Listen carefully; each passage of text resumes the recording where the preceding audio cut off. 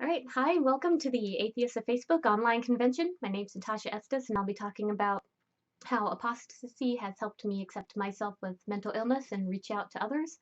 And I haven't been able to go through this dry run without crying, so hopefully my notes and my fantastic cup of coffee and hot chocolate helps with that, but I'll probably start crying anyway just because.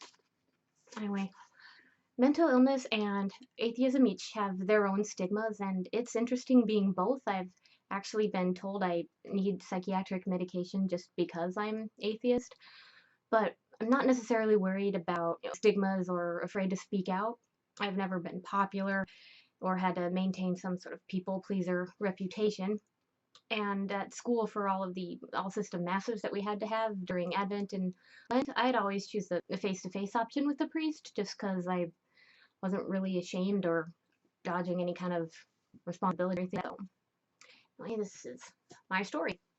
I was born into the Roman Catholic Church, and my journey of apostasy began when I became cognizant, so about 4 years old, when I realized I was a girl.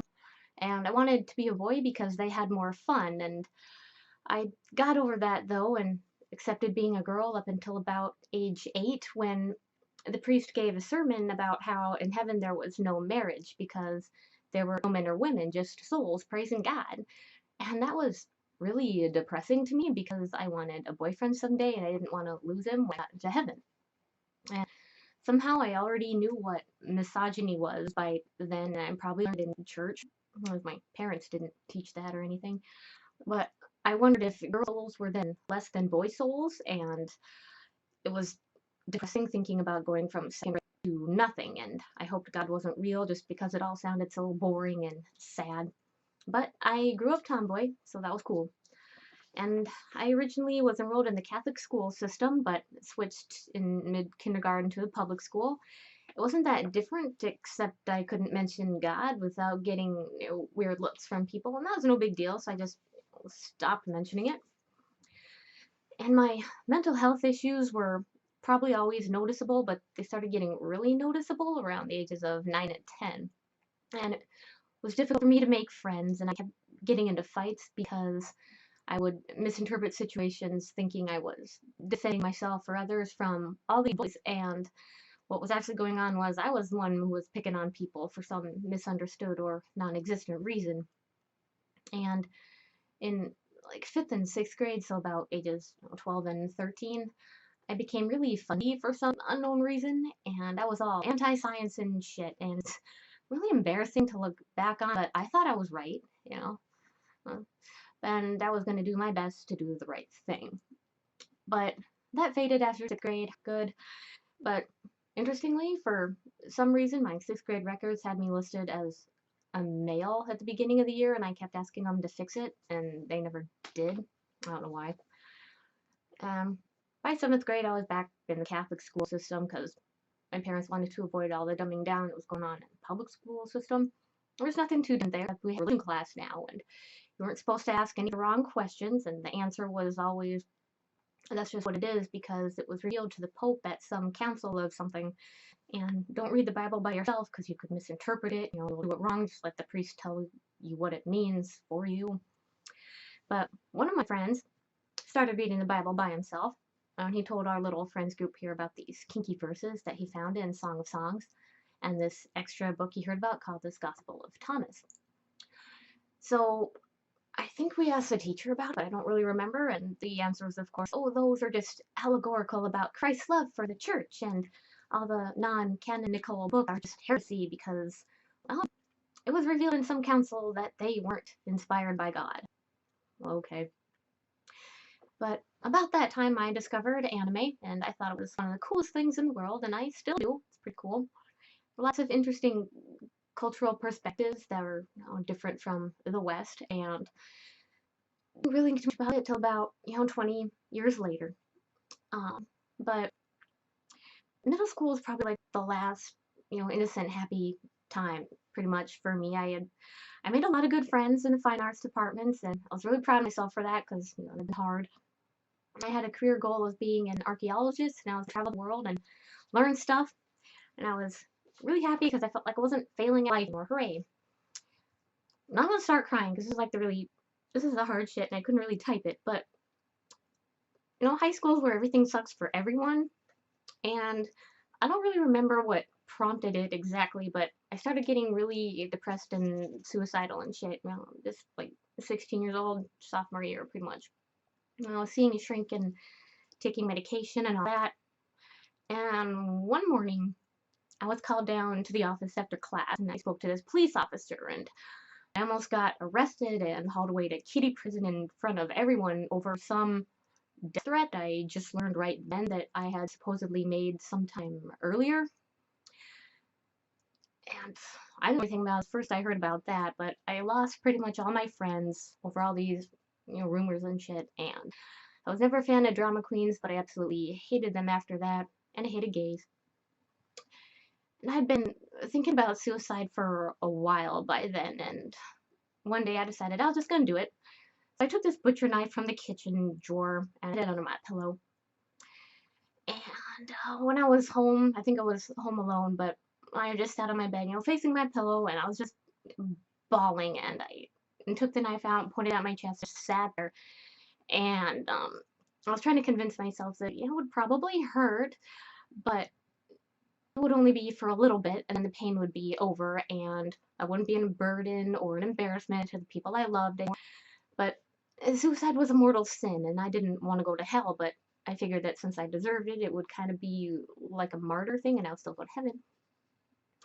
And my muscles were all twitching, and I just had this, desire to do it. But I stabbed my feather pillow instead, really hard, and the feathers coming out, it was like beautiful and cathartic and scary at the same time. And I never fixed my pillow or sewed it up or anything. I just wanted it to be a reminder, and I think I slept with the knife under my pillow for the same reasons. And I would do these weird prayer things for myself. I figured if I could just say the right amount of the right kind of prayers, then God would know I was like really trying hard because I was focusing my mind, and He would actually come to help me. And I prayed all the time, mostly in the back of my mind, like while other things were going on, like multiple full rosies all day, just with all 15 mysteries and stuff. I would do weird things like eat tally marks in my notebooks while I kept track of 10 Hail Marys here and stuff, and 10.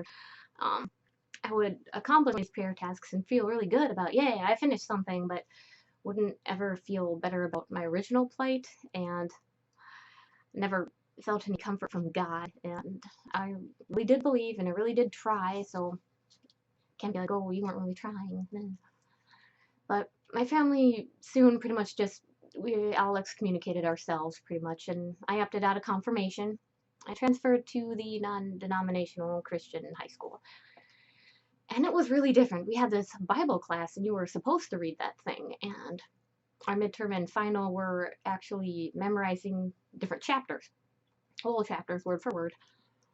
And they said that the Catholics were idol worshippers because of prayers to Mary and the saints and the whole idea of a pope.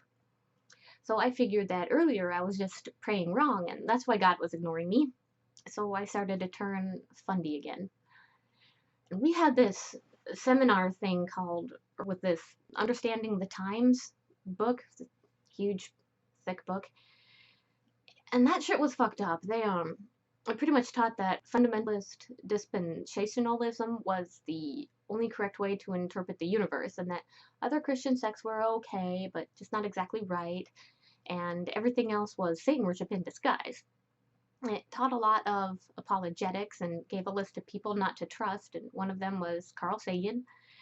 I don't recall them telling us to burn books and stuff, but I had an urge to burn some of his books, and I never did.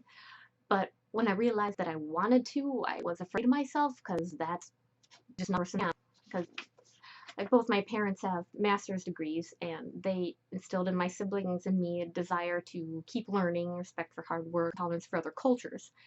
And I remember learning about book burning, in the past, and how it really pissed me off. And I recalled how not that much earlier I had gotten a little talking to about reading some Greek mythology while reading for Bible class to begin. And as long as I knew they were just stories, the teacher said. And that offended me. I mean, I had been reading foreign domestic fairy tales and Aesop's fables and epic poems, my whole life, and the idea that this literature was somehow inherently evil or something made no sense to me. I started remembering things I learned from archaeology magazines, and I realized I was, drowning metaphorically. So I started to swim back, and years later I learned the term cognitive dissonance and realized that's what some of my headaches were from. And plus, many students said the anime was evil. I listened to that because anime was there for me when God wasn't. But, I graduated high school in 2001, so go me, I made it that far. And my career goals changed multiple times for religious and what I thought I was good at reasons. I studied theater for a while, and getting decked out like the opposite sex in stage makeup class was definitely interesting, but I transferred a couple times and went to 3 different colleges and ended up being an undergrad for like 8 years if you count up all the summers and stuff. But in college, I actually met, real atheists, I guess you could call them, for the first time. And I suppose I was always around them, but no one was really ever open about it, so I didn't know.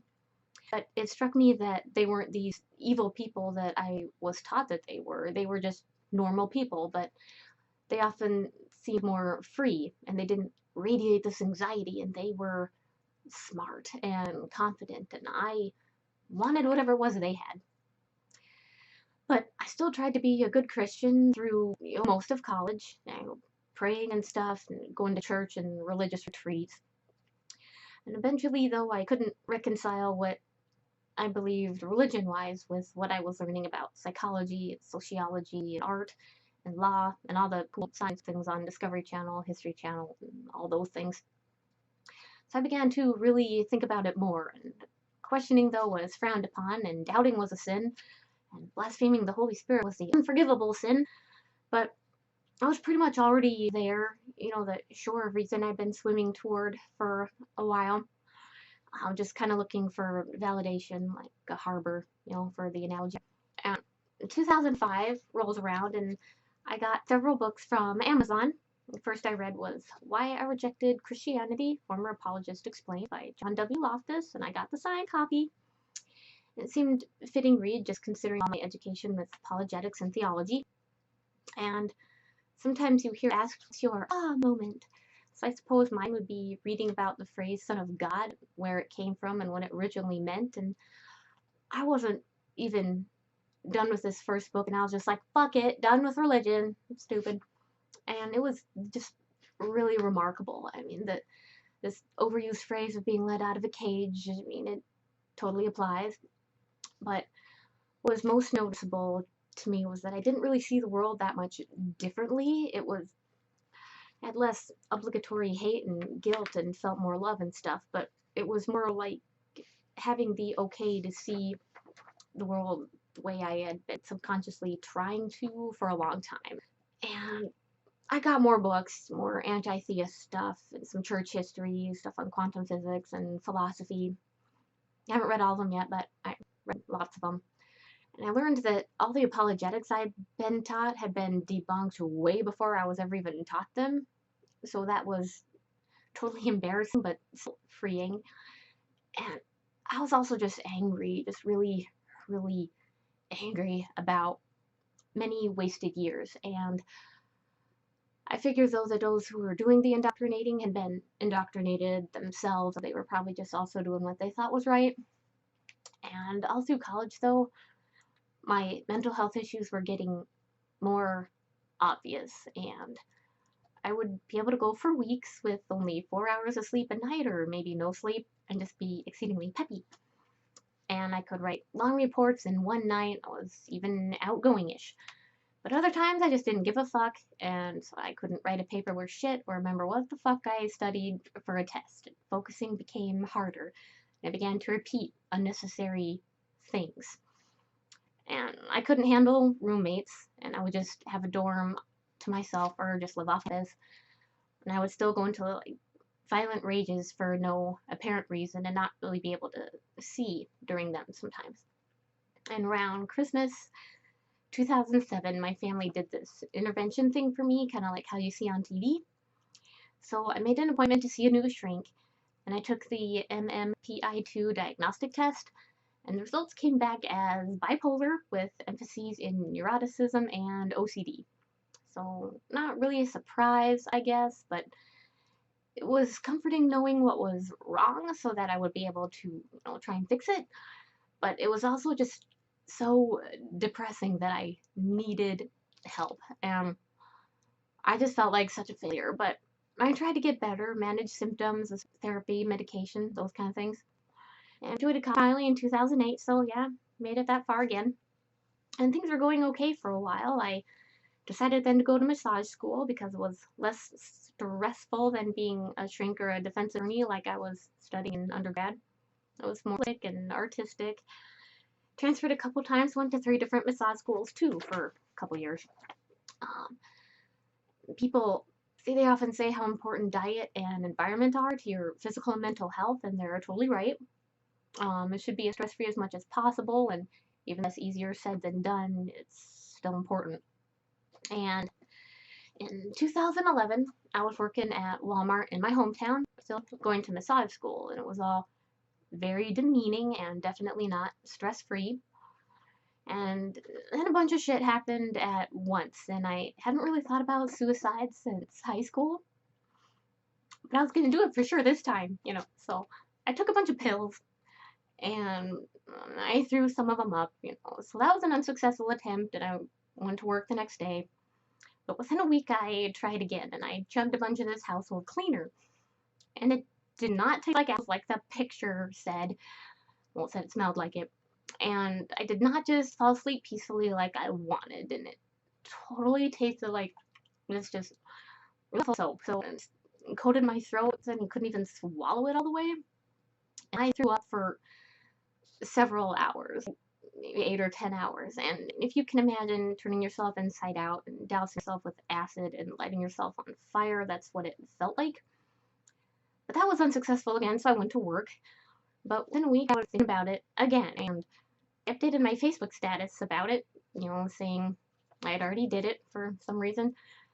And then I just snuggled up on the couch and tried to figure out how I could do it quickly and painlessly. And if I really wanted to break the promises to my fiance of never trying again. But my uncle saw my post, and other family and friends got involved. So later that day, I was giving myself to the mental hospital. And that was November 22nd, 2011. And I spent Thanksgiving there, and it was great. I got help, balance meals and medication, and I really tried to do things that would better myself. I played cards, watched movies, I shot some hoops that I hadn't done since 6th grade, and I still really suck at it, but it was still fun because it was outside. And I didn't have to work Black Friday at Walmart, which was great because I'd already done that in Denver, and it was awful. And I haven't tried to kill myself since, and I don't have any plans to, so that's great. But I eventually graduated massage school, and I quit Walmart, moved, got a better job, and all that stuff, and things are going great. And I already watched educational TV and took notes for fun, so I started doing that a lot more. I saw that Cosmos was getting a reboot. I was only halfway done with the book, but I decided to watch Carl Sagan's original series since it was marathoning on National Geographic Channel anyway. And the opening song came on, and I just started crying, and it was so beautiful because I was like, well, this is what science really was. This was all the cool shit that I loved when I was little but quit paying attention to, all this astronomy and stuff. And why wasn't I ever taught this shit? And then I was like, oh yeah. And I hated myself again, and I felt I'd wasted my life, and I was so ashamed. And so Carl Sagan was really cool, and he was my hero now. So I bought copies of the original and the reboot because they're cool. And all in all, I'm doing okay. I don't take medication anymore, though. People who've never been have this idea that people who opt out of medication don't want to take it just because we believe it makes us less creative. And that's part of it for me, but it's more than that. It's all the other side effects as well. I've tried different medications in different combinations and different levels, passed out from toxic overload and everything, and that was really scary. At first, though, medication was great. I was able to focus and concentrate, manage time better and everything. But you'd get used to it and have to up the dosage, and eventually my brain would go from feeling like a busy metropolis to a ghost town, and not like a cool archaeology kind of ghost town, but just barren, abandoned, and worthless. And then like it was inhabited by a few zombies, and ultimately it would get something like that movie and video game Silent Hill, where it's foggy and interdimensional like with horrible monsters, and you're just feeling lost and trapped. And I didn't know myself more and would get really apathetic, and life would start to feel like it wasn't worth living anymore. And I would get called all kinds of horrible adjectives if I weren't on my medication because I needed it. And that was condescending and hurtful, but as they say, consider the source, so I did, and that was null and void now, so I don't take it anymore, and I haven't for a few years, and I don't think I'm doing too bad. I still struggle with it, not as much as I used to. I still have manic and depressive states. If I let my mind wander enough without checking on it, it starts to get creepy and annoying. And by then, I don't listen to myself, and someone else has to tell me to stop talking, and then it's embarrassing, but hopefully not that harmful. I haven't zoned out into weird catatonic states in a while. It didn't happen too often anyway. I find that coffee and frequent naps, lots of calories, seafood, being in nature, working on arts hobbies, watching educational TV, reading, writing, all that stuff helps a lot. And also just being atheist helps too, because I don't have these nagging feelings of, oh, you're just a sinner and you're worthless, and this is because you're a woman and original sin, blah, blah, blah. But I don't struggle with my apostasy at all, as in wanting to go back to the church. And people have told me I left just because I had one bad experience, if I needed to grow up and make decisions based on logic instead of emotions. And that makes no sense because I've had lots of good and bad experiences with the church. But also, one good experience is supposed to convert you to Christianity because it's proof that the Holy Spirit is working in your life, they say. So that's a hypocritical argument right there, but people still try to take me to church as if going there is going to be some sort of vaccination against the evils in the world and bring me back to God. I know their intentions are good, but I find it offensive because it's like God's a dick, and when people preach to me, I liken it to when someone goes up to a woman at like a battered shelter and shouts the name of her abusive husband in her face, fully expecting them to be like, oh yeah, I love him, and go running back to him for more shit, and that's fucked up. And besides, then I don't threaten to take people to some atheist hoedown, even though that would be fun with like hay rides and chuck wagons and stuff. But being atheist, of course, has affected things like friendships and romances, but I think it's cruel to be in such relationships and lie about that kind of stuff to those people and to yourself. And recently, a transgender bathroom bill was a big to do in my state. It reminded me of all the times I wanted to be a boy. The thought still enters my head occasionally, but I don't really talk about it